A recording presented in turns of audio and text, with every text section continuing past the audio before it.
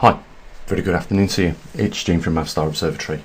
We've got some good charts to have a look at later, and we're going to compare them with pole migration, V's time over distance of the migration, and we're going to compare that with temperature that they are using from these mainstream organisations like the European Union, the United Nations, and then all the other governmental bodies around the world. They're all singing from the same hymn sheet, and that is exactly why they are getting away with blue murder right now, and stealing literally our taxpayers' money to funnel into these green policies and these green agendas to just simply justify the loss of cash, which will inevitably end up in their pockets. So before we get into that, huge thank you to the few people that support us.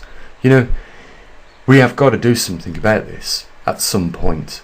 We have got to start getting more serious, and more people need to start getting more serious about supporting what we do. Yes, you are the very lucky ones right now in receipt of the rarest information on this planet. The reason why I say that is because it's clearly speaking for itself.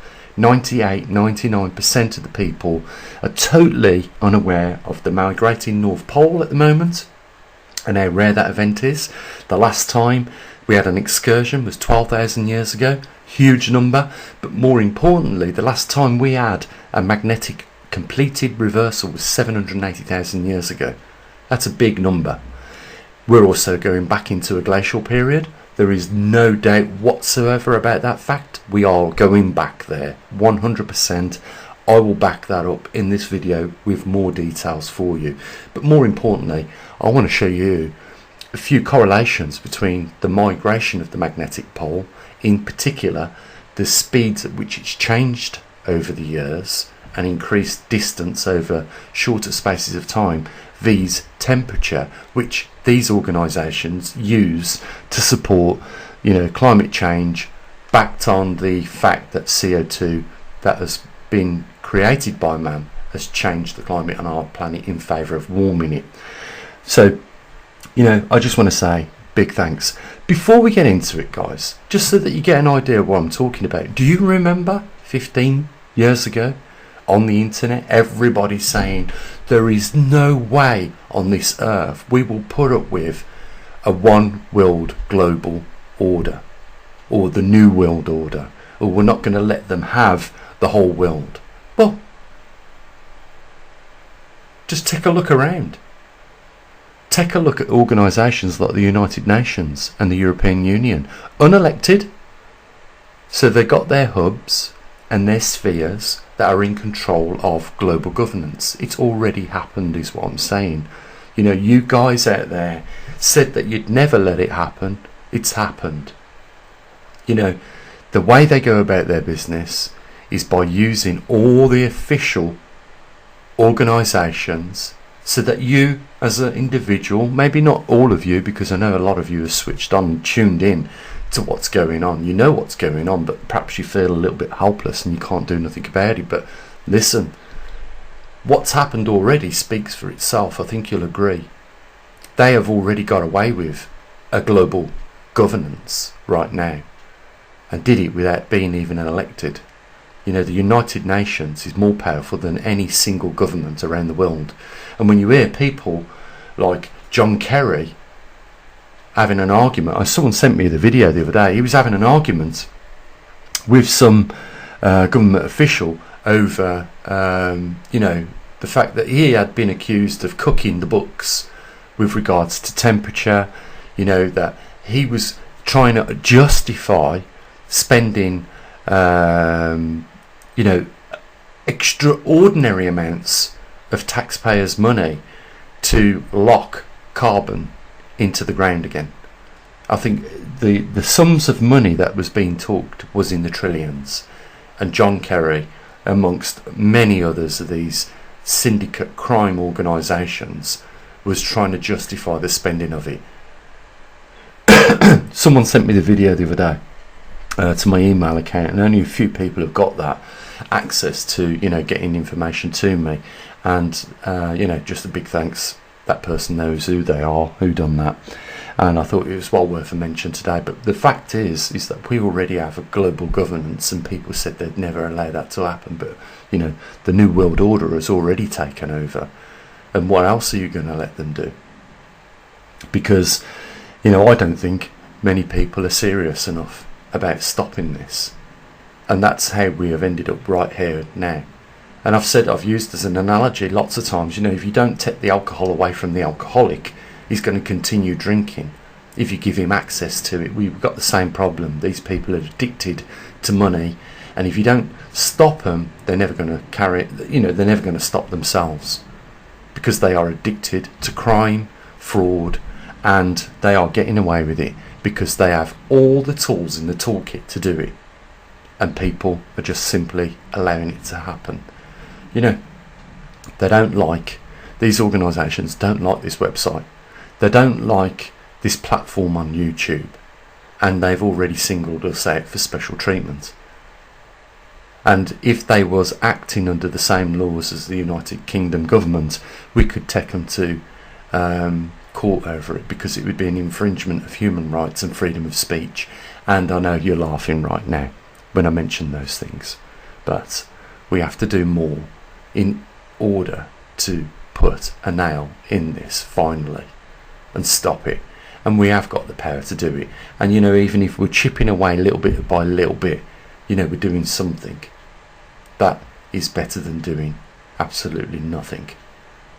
So let me show you what I've got then for you. I just wanted to bring this to your attention so that you really get an idea of what is going on. So if you're familiar with the TriMag page on our website at poleshiftnews.com, you'll see this at the very top, and it's the North Pole migration V's miles. And what it is clearly showing us is that over time it has been accelerating, and usually on the website we don't have these red arrows, but the reason why I've put the red arrows on there for you is to point out specific times of the migration over the last 120 years.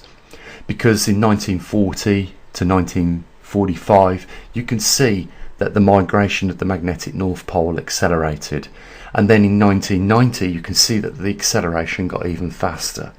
Now I want to compare this chart with you to the temperature charts which they are using to justify that CO2 is driving up the climate. But pay attention to the dates on here, because they're significant in the fact that the acceleration occurred faster after these points in time. And then just pay attention to the dates on this next temperature chart which the United Nations uses. So as I was saying, you can see that this is the Global Land Ocean Temperature Index. This is one of the charts that they use at the United Nations to support that we have been driving up the temperatures of our planet since, you know, 1900s, even though they have no recollection that the Industrial Revolution really began at 1760.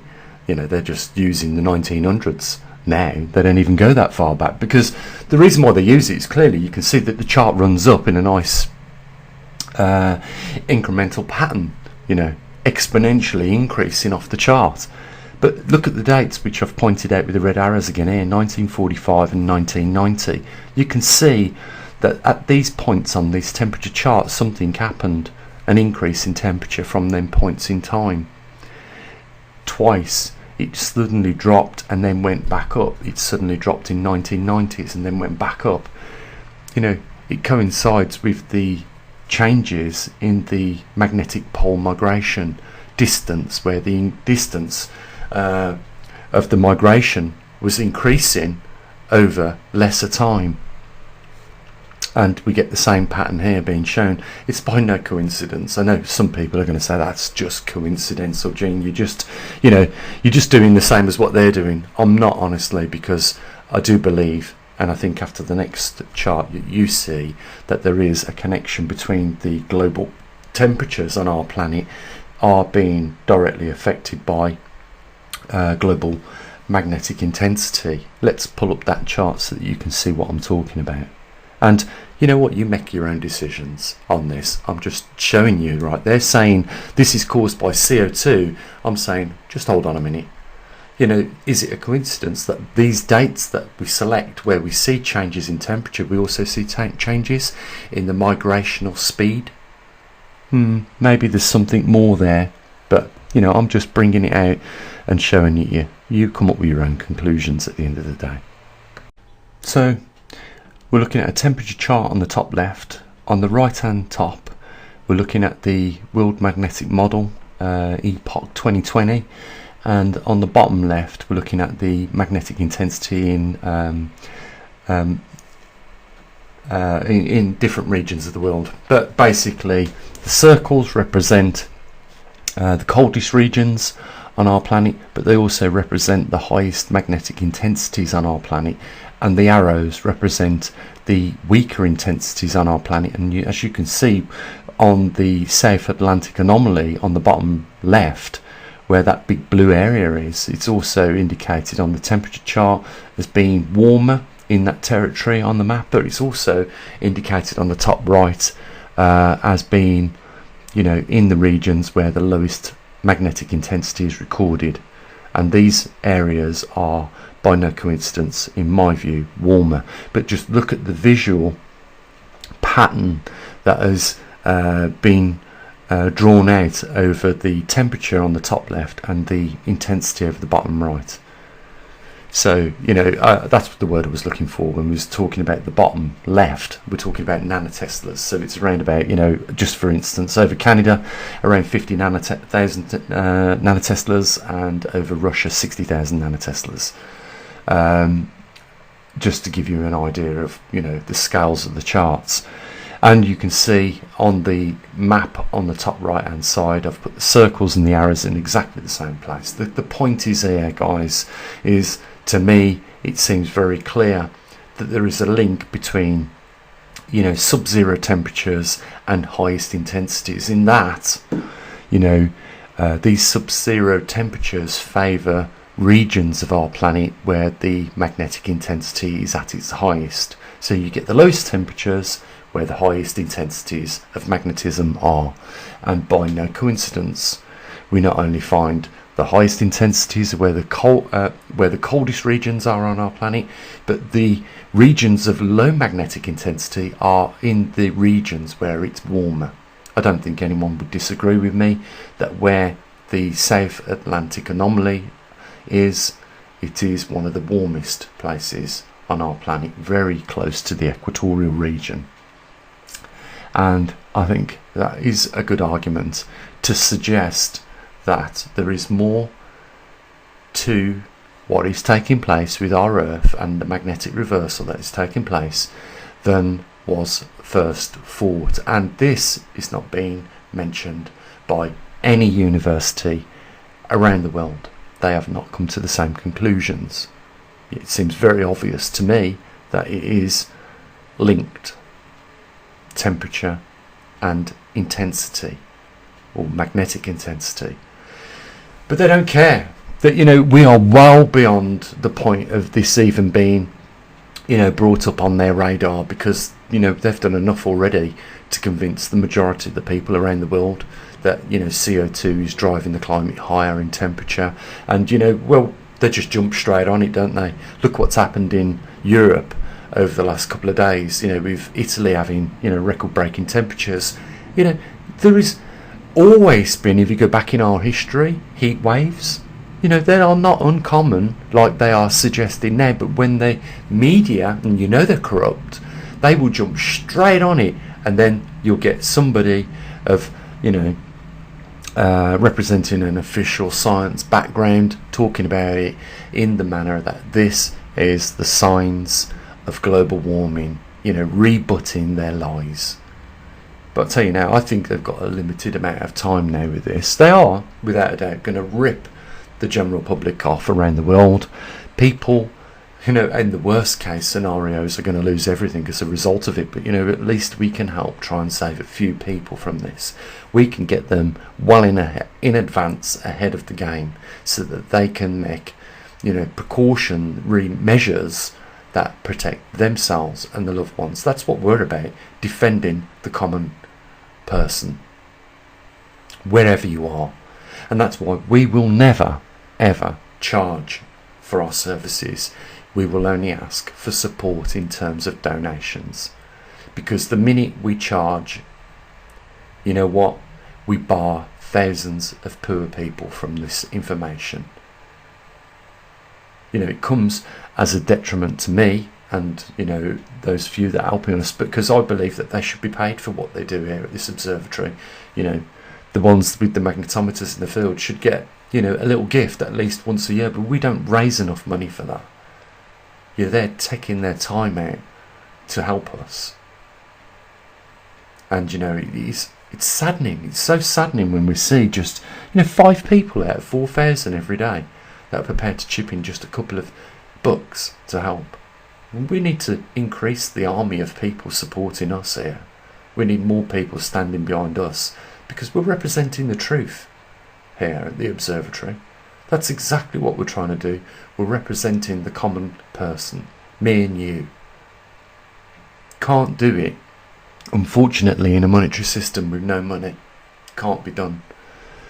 And that you are really privileged today to see information like this, because this stinks to the heavens of truth, whereas theirs stinks to the hells on this earth. You know, the United Nations and the European Union are organisations of crime and fraud and misjustice. And those people that are doing it are fully aware, but what they say to themselves to justify their actions is that it's just slip our conscience away in the closet, lock the door, and now we can play. Now we can earn our money. Now we can wax ourselves rich, because if they had conscience, they would never do what they do, because people are suffering all over this world as a result of their lies and their greed, you know. And it isn't small either, guys. We're talking the filtration of taxpayers' money globally is in the trillions. What you don't really expect a hammer to cost when they put their audits into, into public domain. You don't really believe a hammer cost £9,000, do you? And a coffee machine costs £25,000. Of course, somebody is, filtering this money at all levels into their back pockets, and as a result, people are getting misinformed. Nobody on YouTube will show you these free charts other than ourselves here at this observatory. No one will, bring together the collective information, what you're looking at, in the same way as what we do. And there is also nobody on YouTube or anywhere else on the website which is giving you up-to-date information on the pole migration like we are, because they simply don't have the Trimax system like we do. Do you remember that didn't come easy for us? 2 years to develop, to write the program, to get the electronics together. 2 years.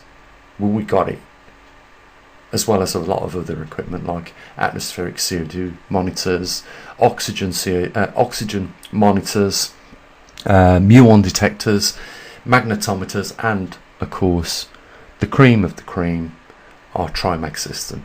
We've got it, and there isn't anyone else on YouTube or on the internet doing the same service as what we are. They might talk about some of the subjects, but they certainly don't produce the data themselves with their own equipment. That makes us completely different species of animal to them. Thank God some people do appreciate it. Guys, at the end of the day, we need support.